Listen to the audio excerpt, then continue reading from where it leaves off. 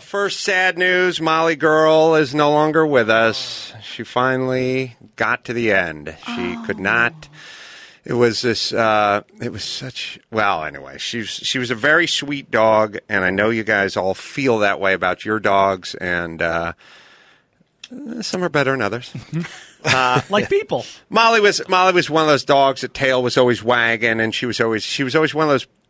She was the thing I liked about her. Ear was always perked up. One ear, and the thing I don't like in dogs or people or anything is skittish. Okay. I don't like skittish. Like, I don't like the person where you go, I got a new car, this thing kicks ass, hop in, and they go, whoa, where are we going? You know, and you go, just get in, come on, it's a brand new car. And they go, like, take it easy, though. You know, I'm like, what? Or you go, hey, man, you got to try this food, and you, like, reach your spoon across them. They're like, what, is there curry in there? And it's just fucking, don't be skittish. Yeah. I'd rather you be dickish than skittish. Skittish is dick meets pussy, ironically, except for... nothing is born from this union. Don't be skittish and don't have parvo. Adam's 2 rules for people and dogs. No, I hate a dog that's, what? Or it's like. Overbarks. Yeah, we had, we filmed Road Hard at my house. And at a certain point, Lynette, having a little forethought, was like, I want to put Molly in the movie because she's not going to be around forever. And I said, okay. Got to get her that SAG card. We just put her on the porch. And she just sat there. By the way, there was 100 people walking in and out of the place and cameras rolling around. First off, she just sat there while everyone just went around and came up and petted her. But then we'd go to the back and she'd just walk up and just sort of walk amongst the people, everyone gets a pet, and then back over to lay down again. So she had a great demeanor. I like her, and I was saying to Lynette earlier today, her and Matt Fondelier have about the same demeanor. Well, there's an empty donut bed in the Carolla household. That's right. You had So we had this, it was like one of those, there's never a good time for your dog to die or for you to essentially more accurately kill your dog because the dog can't move its rear legs anymore. But now it was at the point with Molly where she couldn't get up. She couldn't do a rear leg thing. So, and that was the point for us where she was always happy and wasn't in pain and she was content. She had all these tumors and this and that, the other, but now she could not get up. Yeah. So now it was time. Now, the beauty of the time, did I mention Jo Koy is here, everybody? Jo Koy. Hello, sir. A lot of live shows everywhere. You can, try out the restaurant. Also, well, that's in Vegas. We'll get into that in a second. JoKoy.com. If you haven't laughed it up thus far enough, go see Jo Koy live. So, it was this, like, perfect storm of, and I know everything just sort of hits in waves and all this kind of stuff, but, I was getting ready to go out of town Wednesday. She died on Wednesday, so she was put down on Wednesday. So I was leaving Wednesday. I had agreed to do Kevin and Bean at 9:05. When you do the Kevin and Bean morning shows, Jo Koy, when they say the producer calls at 9:05, he calls at 9:05. It's not 9:06 or 9:04. It's literally 9:05. At 9:03, you would leave the phone behind you and feel perfectly comfortable going into another room because you have 88 seconds before the phone will ring. But if it gets to 9:07, there's a problem. Right. So it's the kid's first day at school. They are completely and utterly tearing out the street in front of my house, and I mean literally tearing it out. Jackhammers. So the point is you have to use a steel plate to get across into your driveway, and there's backhoes. So as I get up in the morning, Molly is outside, can't walk around. She's crapped herself. Lynette is trying to clean her up. Kids have been already taken to school. I'm going out of town, and Kevin and Bean are calling up at 9:05. And it's like 9:01, and Lynette's going, could you help me get her into the back of the car and say goodbye to her? Because she's going to, this is it. And I'm sort of like, but could you hurry up a little with the cleaning up? I got to do this comedy bit on the radio. The phone, I know the phone's going to, I have that anxiety. Like, it's going to ring in 3 minutes, and it's going to be Kevin and Bean, and I'm going to do my bit. And I'm like getting her in the back of the car and, giving her kisses and, I'm like, oh, miss. Yeah, getting all teary-eyed. But I'm also like, 9:03. 9:03. It's like, hurry up and die. And there's jackhammering going off. And the beep, I love you a lot. Beep, beep. The truck's backing up, and they're all taking place on the street. And it's like, beep, beep, jackhammering, and Spanish being yelled. And I'm trying to say goodbye, and I'm looking at the clock down at the phone. It's 9:04, you know. So Molly is no longer with us. She had a great run. She was a great, sweet thing. She was with us. She came from Chicago as an adult and was with us for, pert near got her probably about 11 years. Wow. Jeez. So she won the doggy lottery, man. We should all come back as your dog. She won Lynette's heart and my wallet. Yeah. She got Lynette's heart and my wallet, which is an unbelievable combination. Which is actually the same thing almost. For anybody. It's the ultimate person, let alone dog. Any human being or any life form, if you can get my wife's heart and my credit card behind it, you can swipe it, my wife's heart. Honestly, Adam, all you really need is your wife's heart. That's an automatic right to your wallet. We don't have to get your wallet. Yeah, just get her heart. Yeah. So Molly got an extra 5 years of the best hand feeding in the world, and had a good life, and went as far as she could go with it. But our Sunny in Italia. Yeah. But her last day was just a kiss from you. I gotta go. That's all. That's it. I got to do this week in Rage. Yeah. I'm going out of town. Scoop of chocolate Thanks ice for the cream. 11 years, Molly. I got to plug something. Yeah, I got to. We're going to be at. I'm going to miss you. I'm going to miss you so much. Oh, you're doing Molly? Yeah. Yeah, but. I mean, it's ever since Chicago. Yeah. Ever since Chicago. What? I was 14 when I met you. Yeah, now you're old. You remember how it was in Chicago, the streets Yeah, of it was Chicago? Cold.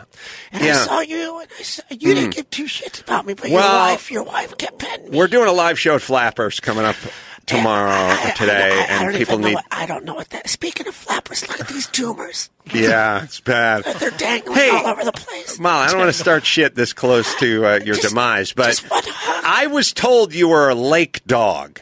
When I was told when you were in Chicago, you would go sprinting down the property and dive into a lake. My whole point of a Labrador is to watch it in slow motion dive into the swimming pool after the tennis ball. I spent 11 years trying to drag your ass into the pool. You wouldn't go near it. I can't stand water. But in Chicago, you would dive into the lake every time. I sold it. You sold it? I sold it, yeah.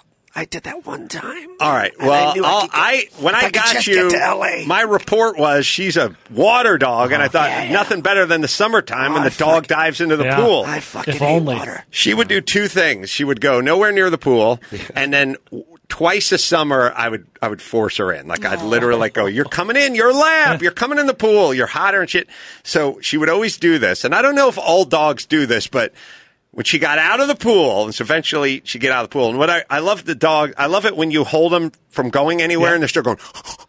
Like as you lower they're them still in the pool, flapping. They're flapping, and you're just hanging onto their tail, and they're just, just move. As soon as she would get out of the pool, she'd do the shake, and then walk around till she found a patch of dirt, and then roll in it. Just roll in it. The final fuck you. I mean, literally all over her back on this thing, and I was like. This works quite nicely because I never want to bring you in the pool again because you must be hosed down now. You're you're sopping wet and you found a patch of dirt in the backyard to completely roll. Was there a difference between a garden hose and the pool? Was it water or was it bodies of water? Didn't dig the water. Oh. Yeah, she wasn't a water dog. Yeah. And the kids? Oh. Well, now, it's Natalia's doing her first day of school. Sonny's doing his first day of school, but Pops Carolla is pulling him out at lunch and taking him to Laguna Seca and to Monterey for the car. And this is one of those things where it's like, there's no amount of words that are in my wife, the principal, or anything involved with school. There's no amount of words that you could put into your lungs that would ever convince me that it was more important that he get the first 2 days of school in versus all the shit I'm going to expose this guy to in this coming weekend. I mean, all of the cars, all of the people, all of how everything works, of all the wrenching, all the everyone set up at the track, like all the experience he's going to get out of this event for whatever the fuck fuck we didn't remember our first 2 days of the 4th grade, which I've done a survey. Nobody has any idea as an adult what went on in those first 2 days of school. It's basically just putting your label maker label name on your cubby. That's about it. Yeah, so so he was getting pulled out at lunch to go to Laguna Seca and race with me, and Lynette was like, "Well, we can't tell him on the way to the vacation that, oh, by the way, right now, as we speak, this is what's up." So the agreement with Lynette and myself, and as you hear this, we will be telling them tonight. Oh, wow. So we had to wait until we come back. Wait, now, where do they where do you think Molly is? No, there's a good one. That's a good question. Sonny didn't know Your because kids Sonny come home, was "Molly!" away the whole time, and Natalia was told that Molly's at the hospital. Okay. So that was good enough to buy 3 or 4 days, and now we've come to the end of that grace period. Okay. So we're going to have to discuss that. And what are your predictions on the reactions? Tune in to tomorrow's live show. Over under. No, Natalia's gonna probably drop a tear or two, but Molly's been so sort of out of it for the last 6 months that they've fallen off of the kids' radar. They're not. I mean, they love their Molly girl, but they're not out playing with her and walking her and doing all the They're not participating with her. She's just been sort of something they've been stepping over on the way to the kitchen for the last 6 months. Well, also keep in mind, Molly's been in some version of sickness their entire lives, or their entire conscious lives for the most part, right? Yeah, I mean, I'm not saying debilitated, but she's been some form of... she was, she's always had something going on. But anyway, they'll be sad. I hope they won't be scarred or devastated because, like I said, she kind of crawled to a stop, and they witnessed her crawling to a stop. And yes, yay or nay, Molly went to heaven. Oh, yeah. I'm all for any of that shit. I'm fine. When people do the Easter Bunny, heaven. Easter Bunny, all of it, and Adam, you're an atheist. Who gives a fuck? They'll figure out what they want to figure out when they want to figure it out. For now, they're 9. Molly's in heaven. Yeah. That's good enough. I don't get why people get so hardcore about that, as if somehow that's going to affect them later on in life, or they're going to resent you for lying. Well, then they can fuck themselves. Well, they're treating their atheism like a religion. Like, well, you believe this or you don't believe this. But maybe they'll continue to believe she's in heaven. Maybe Molly was a Satanist. Yeah. We did not consider that. You're right. So too soon, Joe. Too soon. Yeah, White Lab. Come on, buddy. Come on now. All right. So there's a memorial fund, and it's not for us, but the proceeds are going to benefit the pet fund. So for a lot of people that don't have the means to pay for the vets, to take care of the dogs, to do that kind of stuff, you can, Lynette set this up. You can go to adamcarolla.com and you can donate, and then that money will be given to the charity for folks that cannot pay for the things. The way Molly would have won. She had a great run. I'll tell you this, Adam. Putting a dog under is the worst thing you could possibly do. I went, and our dog, and I thought it was going to be easy. Just drop her off. And that was the worst day of my life. You stay in the room? Yeah. It was bad. And she knew what was happening. And I just fell apart. It was really rough. Yeah. And it was so funny because they all let me do it. My mom, my sisters. Then my mom was like, "Oh, I can't get out to work, Joseph. Take Cece to the bed. Just take her to the bed. She has to, Like, Mom, I'm 9 years old, Mom. Yeah. My sisters were like, "Yeah, I got something after school. Just take Cece to the vet." I was like, "Yeah, I'll take her to the vet." I like Jo Koy's mom, the executioner. Yeah. Yeah, Joseph, Cece's time to go to the bed. Black Hood. Joseph, here's a blank check. Just fill it out for the amount. She needs extra, You're backing down the driveway. You hit an elderly person that's walking down, their knees all fucked up, and Mom's like, just put them down. Oh, yeah, just dig a hole, put her in there. Been dying for years. Yeah, what's an old lady without legs, huh? Nothing. Useless. Well, then it was off to Monterey and off to the races. Happier times. Off so to much fun. Did a tear drop as you were driving down the freeway? Like, did you look in the rear view and go, "God, Molly, never jumped in the fucking water"? He couldn't in front of Sonny. Yeah, as he peeled out. That's right. Well, it was one of those things where I kept wanting to tell the guys I was traveling with, by the way, Molly, but Sonny was always with me the whole time. Damn so, Sonny.